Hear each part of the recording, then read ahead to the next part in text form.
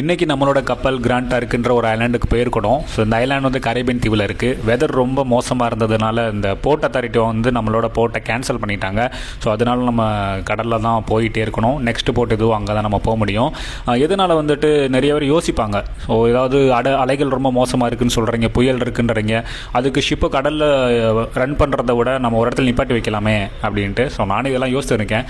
நம்ம ஒரு இடத்துல கப்பல் நிப்பாட்டுறதுனால கப்பலுக்கு வந்து டேமேஜ் ஆகும், அதுக்கப்புறம் அந்த போர்ட்டுக்கும் டேமேஜ் ஆகும். எப்படின்னு கேட்டிங்கன்னா, இவ்வளோ பெரிய கப்பலை ஒரு கயிறு மாதிரி கட்டி தான் அந்த போர்ட்டுக்கு இதுக்கும் வந்து டை பண்ணி வைப்பாங்க. ஸோ அப்படி கட்டும்போது அந்த அடிக்கிற அலையிலையும் காற்றுலையும் அந்த ஆடிக்கிட்டே இருக்குங்க. அதனால் அந்த மூரிங் லைன் வந்து கட் ஆகிறதுக்கு வாய்ப்பு இருக்குது. நீங்கள் பார்த்துட்டு இருக்கீங்க, பார்த்தாலும் ஒரு சின்ன ரோப் மாதிரி வருது, இதுதான் அந்த மூரிங் லைன் மாதிரி இருக்கும். ஸோ இதை வச்சு தான் கட்டி வைப்பாங்க.